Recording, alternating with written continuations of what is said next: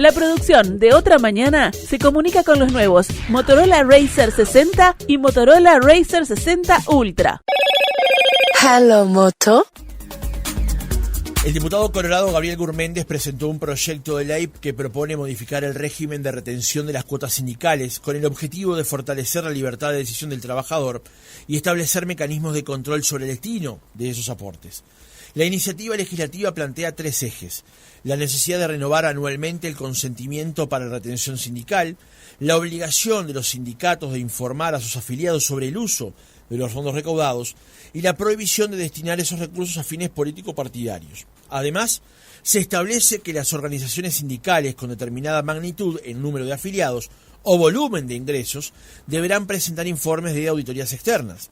El proyecto también incorpora disposiciones orientadas a garantizar la transparencia en la gestión de los recursos sindicales y prevé sanciones en caso de desvío de los mismos. En la exposición de motivos, el legislador entiende que este proyecto no afecta a la libertad sindical ni las normas internacionales que la garantizan.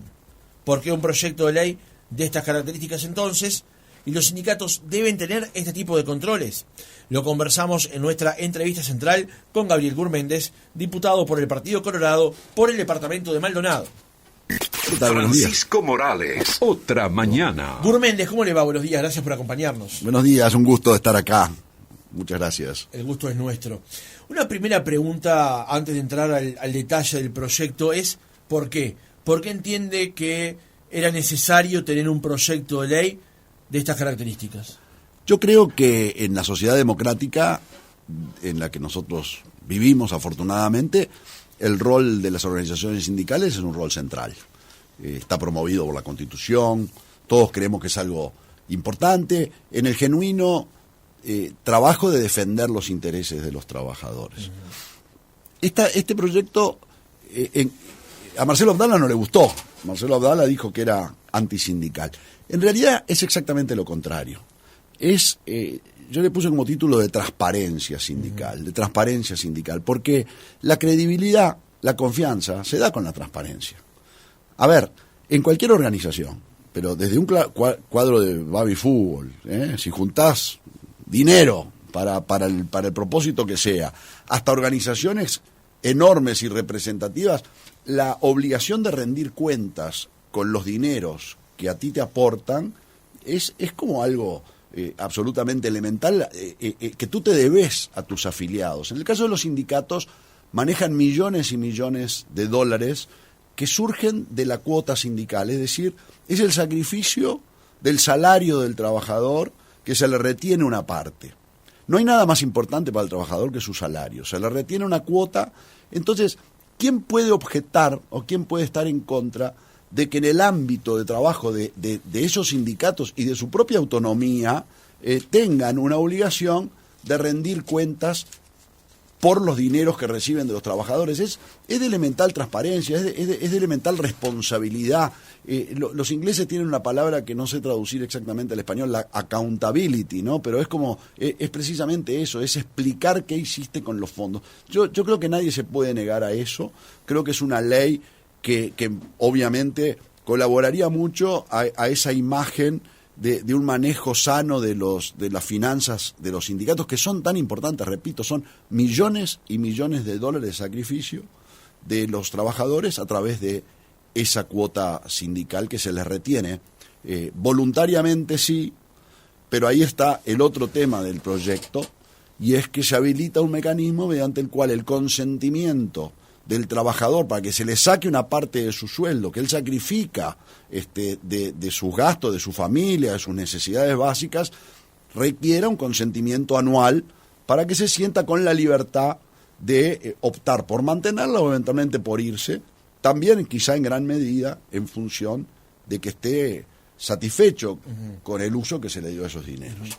Vayamos por parte entonces. Hablamos de una cuota sindical que es una parte del salario del trabajador que le cede al sindicato siempre y cuando esté adherido al sindicato. De eso hablamos cuando hablamos de cuota sindical. Exactamente. Y lo que yo planteo en el proyecto es bastante lógico, me parece a mí. Bueno, que haya una norma que obligue a la dirigencia sindical a mostrar los números de lo que se hizo con ese dinero, firmado por un contador público que de alguna manera haga esa revisión de las cuentas y diga, esto refleja efectivamente los números del sindicato, y además que declare, por ejemplo, que se hizo un buen uso de esos dineros. Por lo pronto hay normas que además ya rigen, yo aquí las ratifico en este proyecto de ley, porque los partidos políticos tienen prohibición de aceptar dinero que venga de los sindicatos. Eso está establecido en la norma de financiamiento de los partidos políticos. Yo acá pongo lo mismo desde el lado de los sindicatos, es decir, si los partidos políticos no pueden aceptar, los sindicatos tampoco pueden dar dinero para campañas políticas partidarias. Lamentablemente acá hay un tema de vigencia, porque es muy actual este tema en función de lo que está siendo investigado a nivel de la justicia penal, de recursos sindicales que aparentemente, obviamente está en curso, habrá que ver cómo sigue el proceso de esta investigación criminal que se está llevando adelante. Es una denuncia de desvío de dineros sindicales que iban para un fondo de vivienda con fines políticos o a dirigentes políticos de un partido. Entonces, hablamos de lo que pasó en el Zunca, claro, donde además el propio Zunca ya ha removido a varios directores. Sí, y justo es decir que el Zunca promovió la denuncia, es decir, la denuncia vino de primero eso es administrado conjuntamente entre la Cámara de la Construcción y el Zunca, fue una denuncia conjunta, pero creo que es una medida bien de transparencia sindical. La transparencia, repito, es confianza, es credibilidad en instituciones que además sabemos, por los estudios de opinión pública, que no gozan de la más alta consideración por parte de la opinión pública. Gurméndez, vayamos por partes. Esta retención salarial que hoy se aplica a los salarios para el pago de la famosa cuota sindical, como usted decía, no es renovada automáticamente, se renueva automáticamente. Una vez que una persona lo hace, queda así. Hoy una vez que la persona lo hace, queda allí y ¿Y de qué porcentaje estamos hablando del salario del trabajador? La verdad que no lo sé, pero todos sabemos que cada peso de un trabajador que se retiene un salario es algo importante. Sí. Usted está planteando aquí en el artículo 1 que el consentimiento deberá ser renovado en forma anual, quedando en caso contrario la retención automática sin efecto. Claro, o sea que el trabajador una vez cada 12 meses vuelve a autorizar expresamente que la retención se mantenga. Exactamente. Es parte de la libertad. Es un concepto de libertad del trabajador, del afiliado, que le sea conveniente y fácil tomar una decisión de mantenerse o eventualmente de no hacerlo y destinar esos recursos para otras cosas vinculadas a sus gastos, a su familia o a sus prioridades personales. Le preguntaba el monto porque el artículo 1 también plantea que el monto por descontar será fijado por el sindicato y comunicado fehacientemente a la empresa o institución, la que verterá a la organización los montos resultantes en un plazo perentorio a partir del efectivo pago del mes en curso. Bueno, eso repite de alguna manera el mecanismo que existe, ¿verdad? O sea, la cuota sindical es parte de la autonomía del sindicato. O sea, ahí uno no y en eso el legislador proyecto no avanza. Mete. Yo no me meto a... el proyecto nosotros no nos metemos en ningún aspecto vinculado a lo que quiera hacer, pueda hacer, cómo lo quiere hacer, la gobernanza. El otro día Abdala, que criticó este proyecto fuertemente, Marcelo Abdala, en el Congreso del PIT-CNT, también decía que este proyecto, dijo, es un desastre, decía, porque la autonomía y la autarquía de los sindicatos. Y yo reflexionaba y decía, qué lástima que en esa autonomía o en esa autarquía no se lleven adelante estos mismos procesos, ¿verdad? Que se haga per se, que dentro de esa autarquía o autonomía esto fuera la realidad, que fuera claro, que se supiera que el afiliado tuviera esa cuenta. Lo que no quiere decir que algunos sindicatos no lo hagan, ¿verdad?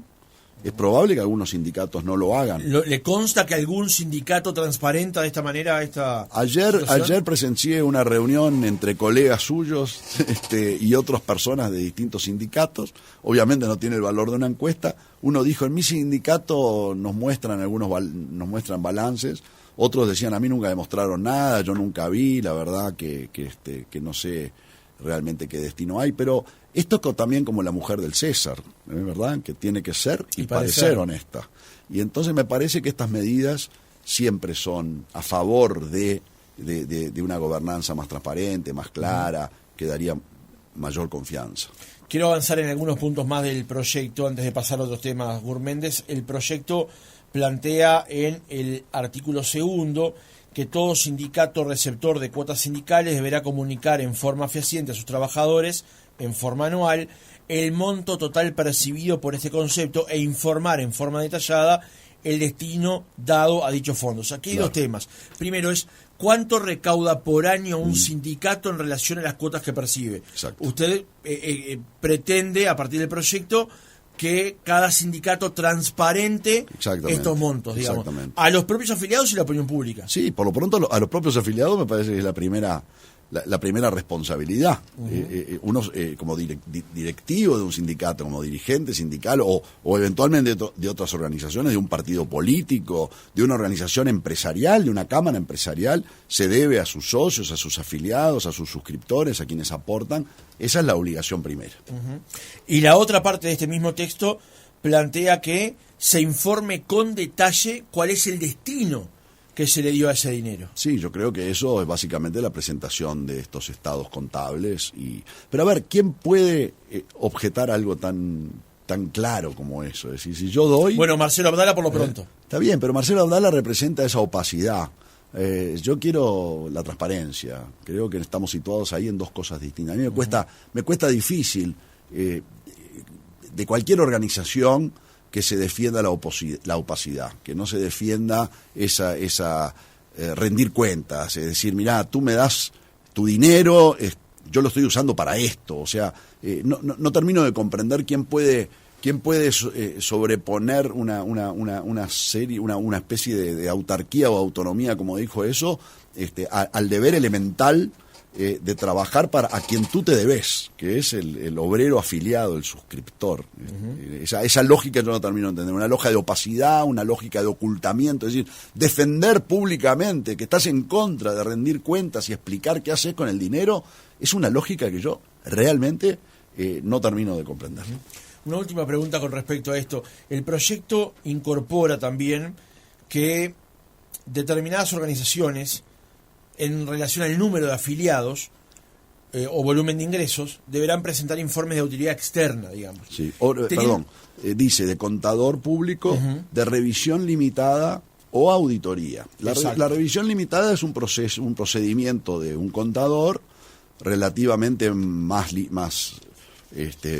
sencillo, menos abarcativo que una auditoría. Una auditoría es una cosa compleja, pero si quieren hacer una auditoría, bienvenido. Yo lo que digo es, presenten los números con una revisión limitada por un contador público que firme, que se haga cargo de que los números reflejan bien la realidad del sindicato. ¿Y por qué para sindicatos de más de 1.000 afiliados? A eso iba la pregunta, porque obviamente hay sindicatos.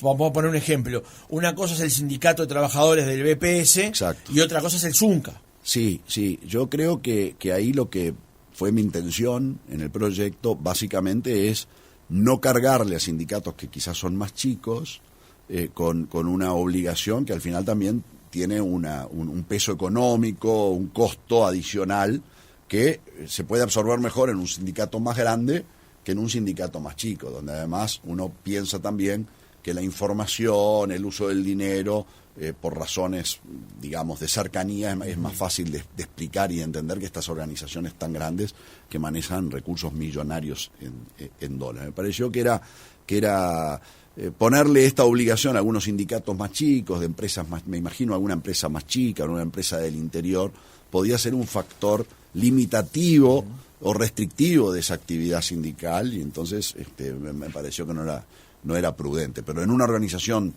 muy grande, con miles de afiliados, creo que esto es realmente necesario y obligatorio eventualmente.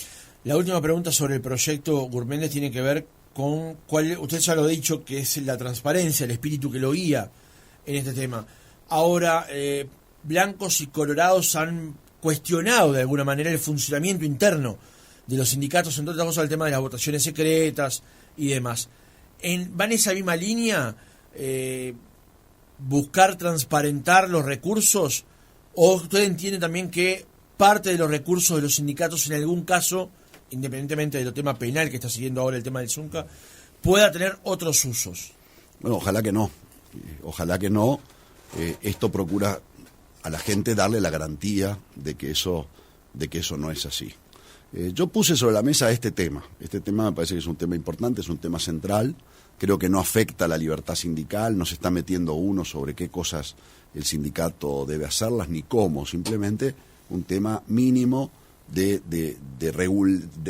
reglamentar de alguna manera eso, esa obligación de dar cuentas que rige además a cantidad de organizaciones, por lo pronto los propios partidos políticos, se ha votado la financiación de los partidos políticos, hay una ley muy detallada que bueno, me parece que aporta a la organización democrática, aporta, quienes tienen convicciones democráticas, creo que no deben oponerse a este tipo de medidas, pero no nos metemos en absoluto en otros temas que son también polémicos, referidos a la manera en que los sindicatos pueden llegar a tomar decisiones, como el voto secreto en asambleas para determinar cierto tipo de medidas de naturaleza sindical o de huelgas o de paros. O sea, no estamos tocando ese tema, es un tema independiente, no nos metemos con la forma, dentro del ámbito de libertad. Por eso yo creo que no se afecta ni la libertad sindical, ni va contra ninguna norma de la OIT, que yo me asesoré y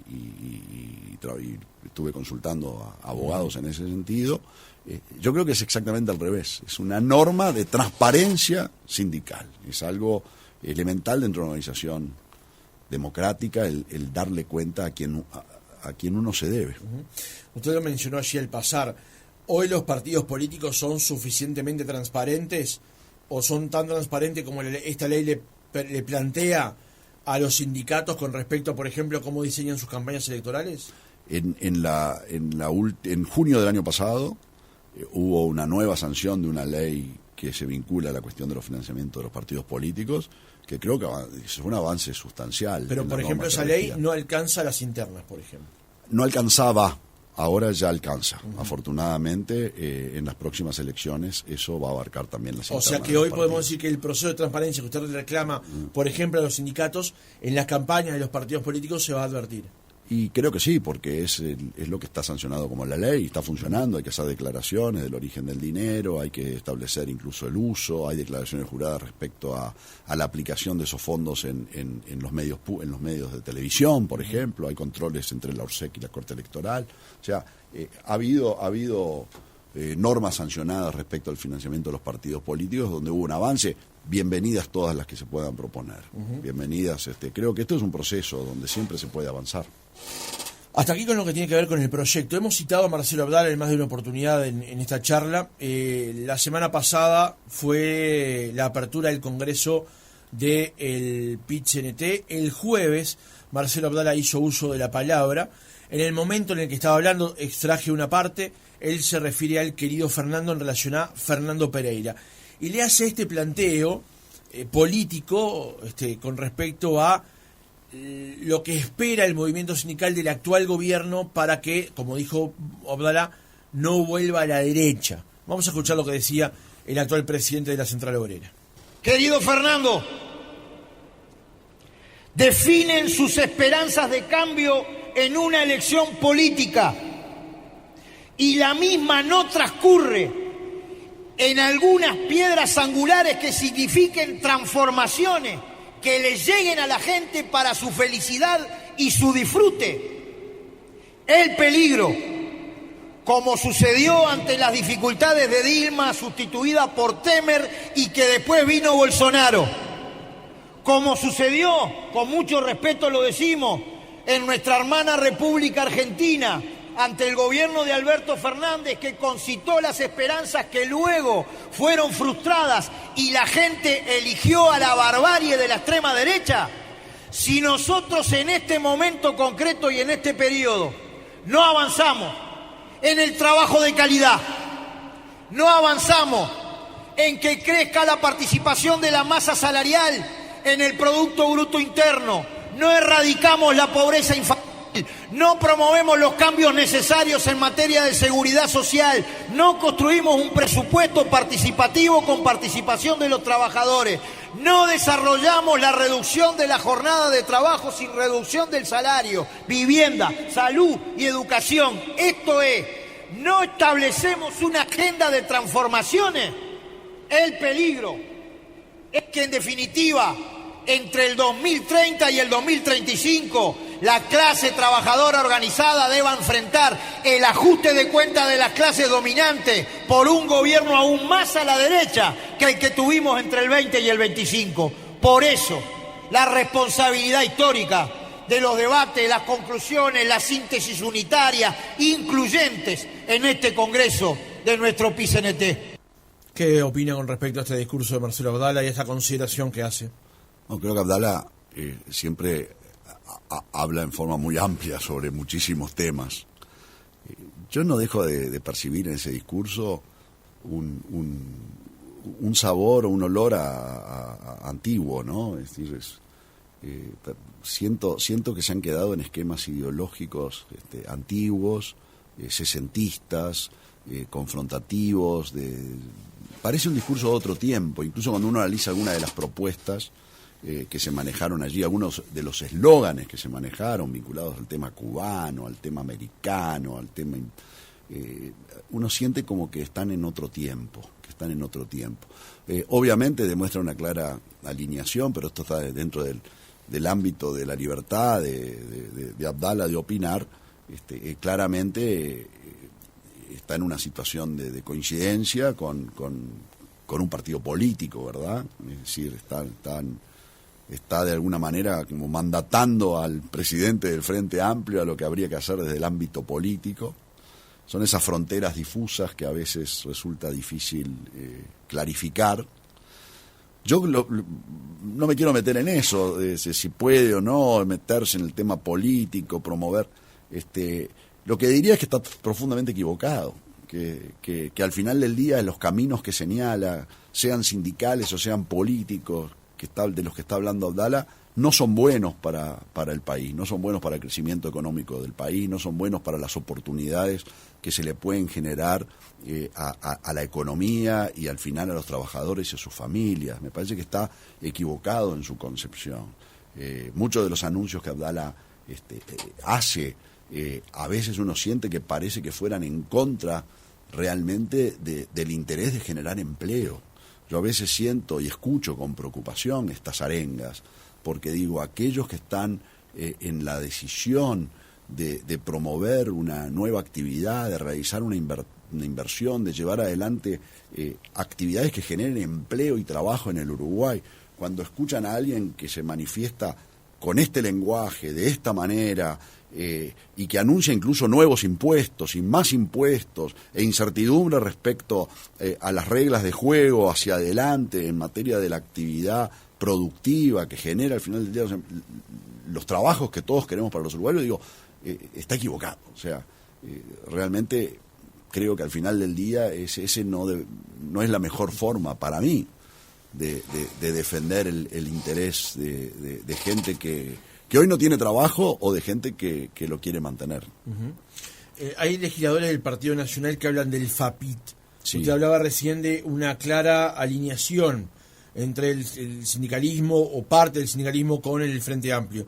¿Utilizaría el mismo término, lo describiría de la misma manera? Son esas cosas divertidas que se le ocurren a los que tienen imaginación para crear nombretes o palabras, pero no deja de decir un poco lo que el propio Abdala dice en su discurso, ¿verdad? Es decir, resume de alguna manera esa sintonía o esa forma de coincidencia en la acción que se ha dado en el Uruguay desde hace muchísimo tiempo, que, a ver, dentro de esa actividad o esa libertad seguramente lo pueden hacer, no sé si conveniente, pero bueno, ahí a veces las fronteras están difusas. Uh-huh. Tu voz, tu opinión, tus comentarios por WhatsApp 092-770-111. Estamos conversando con Gabriel Gurméndez, diputado por el Partido Colorado por el departamento de Maldonado. Quería incorporar algunos otros temas de política, de coyuntura, diputado. Estamos en la última semana del mes de mayo. El Poder Ejecutivo tendrá que tomar alguna determinación con respecto al tema de los combustibles hacia el final de esta semana. Hubo ya 2 experiencias con respecto a la fijación de precios del Poder Ejecutivo con respecto al tema del informe de paridad de importación que produce la URSEA. E incluso el viernes 25 de abril el Poder Ejecutivo convocó una conferencia de prensa donde el presidente de la República y la presidenta de ANCAP y la ministra de Industria informaron acerca de la situación patrimonial de ANCAP. En los días subsiguientes hubo una respuesta de parte de quienes condujeron la empresa en los 5 años anteriores, e incluso la ministra fue al Parlamento a responder sobre este tema. Usted estuvo en la primera línea en respuesta justamente a lo que se planteó con respecto al tema de ANCAP y estaba supeditado a cómo el gobierno operara en estos próximos días, saber si se va a convocar o no a la ministra Cardona a interpelación o a régimen de comisión general para que responda sobre el tema. ¿Cómo advierte el tema hasta ahora con respecto a cómo el gobierno ha conducido el tema de la fijación de precios con respecto a los combustibles? Nosotros fuimos absolutamente críticos de lo que el gobierno ha hecho en materia de fijación de los combustibles. Es notorio que a nivel mundial, en el mercado internacional, el precio del petróleo, que es lo que conforma un componente bien importante del precio al público de los combustibles en el Uruguay, viene bajando en forma bien importante. Bajó muchísimo a partir de los anuncios de Trump en la guerra esta arancelaria y comercial, porque las expectativas del mundo en materia económica cambiaron, entonces hubo esta situación que afectó el precio de los combustibles. Eso se reflejó en las economías de los países. El precio de la gasolina, el precio del gasoil bajó en forma muy importante, por ejemplo, acá al lado en la Argentina. Es decir, aquellos países con los que competimos también de alguna manera tienen hoy combustibles más baratos porque supieron reflejar esa realidad del mercado y bajaron el precio de sus combustibles. Es decir, desde el ciudadano que llena con nafta del tanque de su vehículo su moto, o el productor que pone gasoil al tractor en la Argentina o en Brasil o en otros países, están pagando menores precios que el Uruguay, o sea, son más competitivos. Eso al Uruguay lo pone en un rezago, lo pone atrás. Para el crecimiento económico, estar en esa desventaja de no aprovechar las circunstancias de una baja del precio de los combustibles a nivel mundial, es un problema. Es un problema para generar crecimiento, para vender nuestros productos en el exterior. Entonces el gobierno aquí optó por no reflejar esas bajas del precio del petróleo del mercado internacional en lo que pagamos los uruguayos de nuestro bolsillo todos los santos días. Es decir, que esa diferencia es lo que se llama hacer caja. El gobierno optó por mantener el precio de los combustibles altos, no bajar lo que tenía que bajar y de esa manera recaudar. En esa conferencia de prensa se trató de pintar un panorama poco menos de que eso había que hacerlo porque ANCAP estaba en malas condiciones financieras y se le hizo a la opinión pública, yo diría que un engaño, ¿verdad? Porque no se tocó el tema principal de las afectaciones muy puntuales del año pasado de la finanza de ANCAP, que fue la detención obligatoria de la refinería para realizar tareas de mantenimiento. O sea, cosa que todos sabemos. Es decir, no se puede salir en una conferencia de prensa y hacer salir al presidente de la República a hacer un señalamiento sobre las finanzas de ANCAP en el año 2020-2024, cuando lo más relevante de ese tema fue que ese año la refinería de ANCAP paró a vistas de todos y a sabiendas de todos. Entonces, eso fue realmente algo que nosotros denunciamos en la Comisión de Industria y Energía. Las explicaciones creo que la gente las tiene muy claras. Es decir, se buscó allí, creo que es responsabilidad política de la ministra, no informar adecuadamente al presidente de la República de que ANCAP ya estaba dando ganancias de nuevo en el primer trimestre, que la deuda que tenía ANCAP, que se señaló, era una deuda que había sido generada por Sendic, ¿sí? Es decir, la famosa deuda que se señaló en la conferencia de prensa es una deuda que es más chica de lo que era antes porque se fue pagando en los últimos años y había sido generada por el desastre económico y financiero de Sendic. Es decir, fue una conferencia de prensa muy infeliz en la que participó el presidente de la República. La responsabilidad política obviamente es de la ministra y nosotros lo señalamos.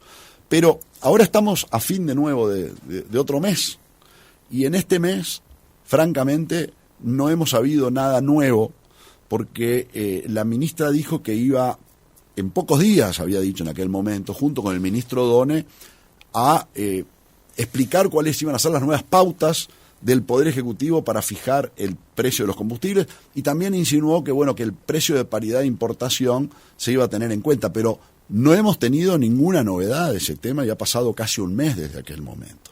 Es decir, acá lo que está pasando es que no está habiendo novedades de nada, porque no se, en esa comparecencia, a ver, no era el tema, pero no se dijo qué se iba a hacer con el Portland, cuál iba a ser la política de fijación de los precios de los combustibles. Estamos esperando y no hay novedades.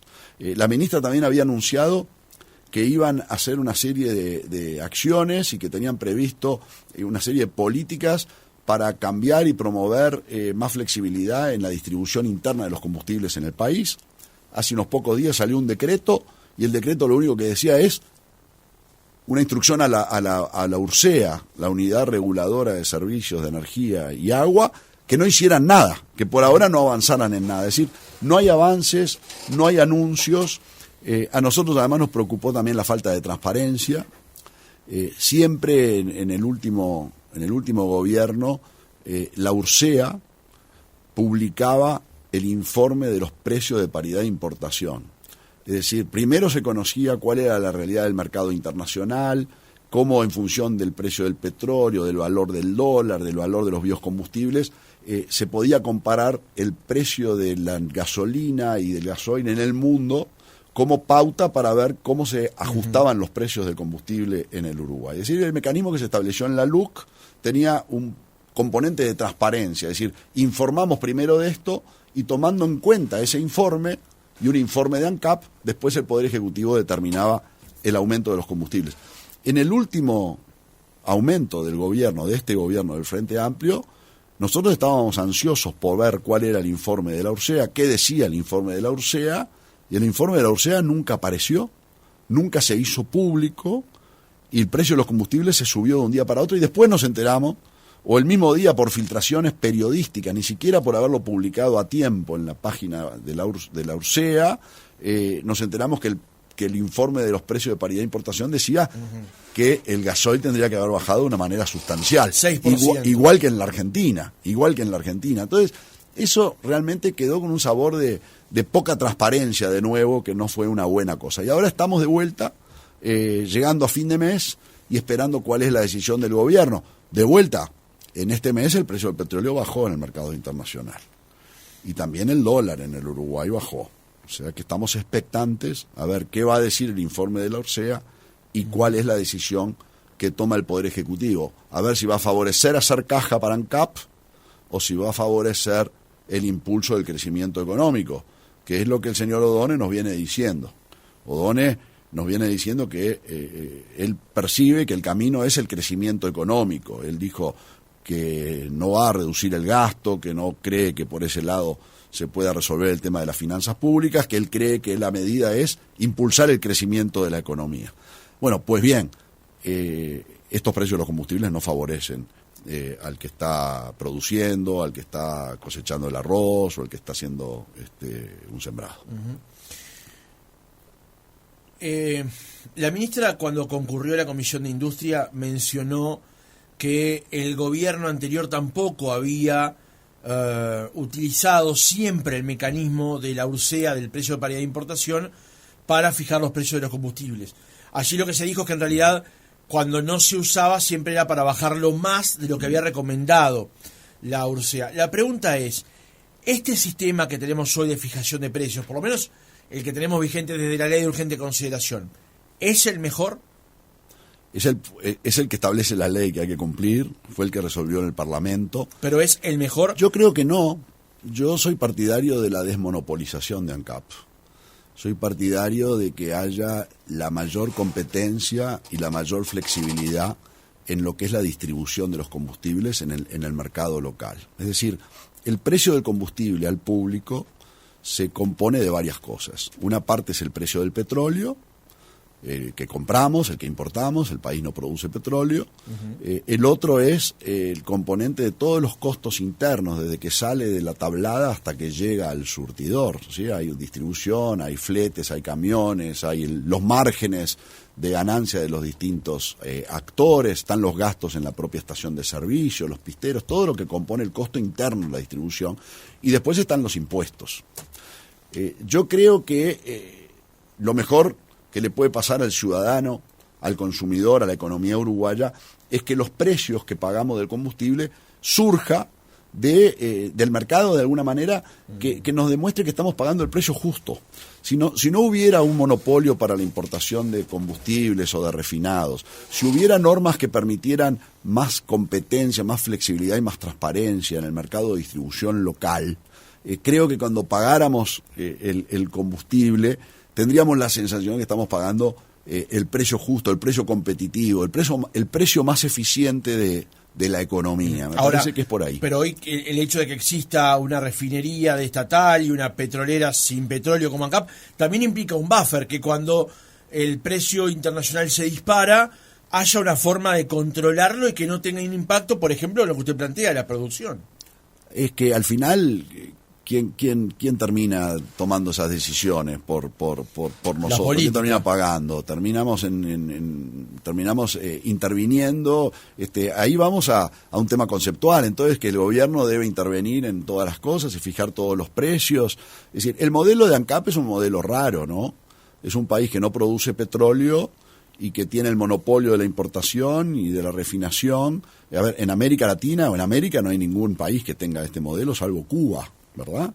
Entonces, acá, más allá del tema de la propiedad o no de la refinería, yo creo que siempre se ha demostrado que cuando hay competencia, independiente de la propiedad, si es del Estado o el privado, la competencia te ayuda a disciplinarte, te ayuda a ser mejor, te ayuda a ser más eficiente. Uh-huh. El tema acá es, bueno, si la refinería no está funcionando al mejor nivel de eficiencia, si le está cargando con sus ineficiencias costos a los uruguayos, bueno, por eso me parece bueno que se pueda abrir el mercado, porque entonces, para decirlo de una manera sencilla, la refinería se tiene que poner a tono, tienen que hacer las cosas para que, si quieren seguir adelante produciendo y vendiendo, bueno, tienen que ser eficientes para poder competir con lo que valen en el mundo los otros refinados. Obviamente será motivo de regulaciones, evitar algunas situaciones de fallas de los mercados, que siempre las hay, pero me parece que es mejor. La pregunta era si este era el mejor precio que pueden pagar los uruguayos. Este es el mejor método. Bueno, yo quiero, más que el mejor método, quiero que los uruguayos paguen el mejor precio de sus combustibles. Y me parece que el que garantiza eso es el mayor grado de competencia posible, el mayor grado de libertad. Es lo que se demuestra siempre. En el mercado de telecomunicaciones lo vimos. Cuando se abrió el mercado de los celulares a la competencia, bajaron los precios, mejoró la calidad, te mejoran las ofertas, te incluyen nuevas cosas, el precio del gigabyte baja. En los seguros los uruguayos también lo vimos. Cuando se desmonopolizó el banco de seguros, que tenía el monopolio de los seguros de los vehículos, cambió radicalmente. Es decir, los precios bajaron muchísimo y los servicios bajaron. O sea, ahora, el tema que Gurméndez, esto que usted está planteando, su propio partido lo bloqueó en la discusión en la legislatura pasada. Sí, el Partido Colorado en aquel momento optó por este camino de buscar esta solución que yo diría burocrática de fijar un mecanismo vinculado a los precios de paridad de importación, que procuraba, de alguna manera, el objetivo también de que los precios de los combustibles reflejaran lo que ocurría en el mercado internacional, y esa brecha de ineficiencia en el sistema pudiera ser de alguna manera identificada y se pudiera trabajar sobre ella para ir reduciendo esos costos que recaen sobre la sociedad uruguaya, el famoso factor X que se hablaba en aquel momento. Claro. Por supuesto, después está todo el tema de los impuestos que también afectan los combustibles, que eso es otra historia y que tiene que ver con el gasto público del Uruguay, ¿sí? Que se recarga sobre los precios de los combustibles una cantidad de impuestos muy importante, que es casi la mitad del precio, que bueno, pero eso es otra historia, eso tiene que ver con el peso del gasto público y cómo hacemos para financiar el gasto público. Una última pregunta o reflexión, y ahora tomando su actual rol de diputado, pero también su ex sombrero como presidente de Antel. En la última semana se anunció que Movistar Uruguay se vendió a la multinacional Millicom Tigo por $440 millones. ¿Qué impacto cree que pueda tener esto para el mercado de las telecomunicaciones en Uruguay, con el ingreso de un nuevo jugador, la salida también de un jugador pesado y sobre todo qué impacto puede tener en Antel. Bien. En esta competencia de la que usted habla, que por ejemplo Antel está involucrado, ¿no? Bien. Es una decisión entre privados, ¿verdad? Es una empresa privada que cambia de dueño y se lo vende a otro privado. Entonces, el impacto tendrá que ver con las estrategias que traiga el nuevo operador. El nuevo operador es un operador que está creciendo en América Latina, que está teniendo presencia importante en algunos países de América Latina y de América Central. Telefónica era una empresa que quería irse, ¿sí? Hace tiempo que viene anunciando que se estaba vendiendo, que se quería ir, que quería deshacerse de sus empresas en América Latina. Cuando una empresa se está por ir, quizá no haga tantas inversiones o esté pensando en objetivos más de corto plazo. Con la venta, a ver, a mí no me gusta meterme en estos temas entre privados, es un tema de ellos, pero evidentemente que sí, viene a sacudir un poco el mercado y habrá que ver cuáles son las estrategias que traiga la nueva compañía. Por lo pronto hay versiones periodísticas que dicen que quizá apueste a hacerse de derechos deportivos o del fútbol uruguayo. Durante nuestra gestión nosotros hicimos un acuerdo con Disney muy importante que le permitió a los clientes de Antel, a través de la aplicación de Disney con un precio muy favorable, poder acceder a contenidos muy diversos, entre ellos el fútbol uruguayo. Entonces esa competencia, esa puja, bueno, puede requerir que Antel se ponga un poco las pilas para ver de qué manera retiene esta ventaja competitiva que nosotros logramos en la última gestión. Gabriel Gurméndez, diputado por el Partido Colorado, gracias por haber estado otra mañana con nosotros. Un gusto estar aquí, muchas gracias.